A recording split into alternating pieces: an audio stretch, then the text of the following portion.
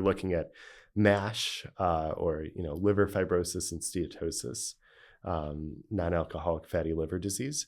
And in theory, that was the perfect application of our technology.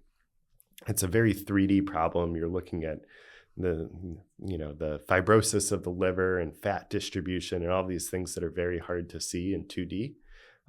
There's a huge problem in clinical trials where everyone knew this was being measured incorrectly with glass slides.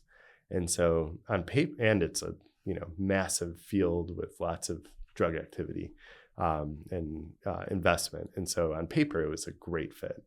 What we found is that in practice, people actually don't get liver biopsies clinically. That's not how you're diagnosed with fatty liver disease. And so while they're required for clinical trials, they aren't required in clinical practice.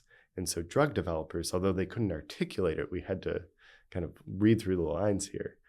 What they were thinking is, if we have this risky new technology, even if it works great, why are we investing in this if people aren't going to get a biopsy in clinical practice? And I think that's a really important question that we should have been asking ourselves, and it's important to patient care and actual implementation. And so that was a swing and a miss. It was a fit on so many levels, but I think it was more a fit from an academic standpoint than a business standpoint.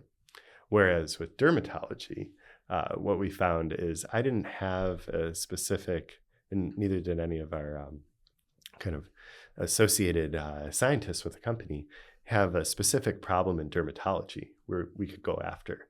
And so we're like, it could make sense on some levels, but there's nothing specific here. And what we found is that dermatologists are so visual.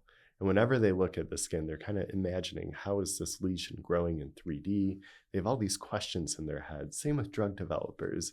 And so when we showed our technology and started to do some pilot projects, everyone we spoke to was just like, oh, and I could use it here and here and here. And it captured their imagination.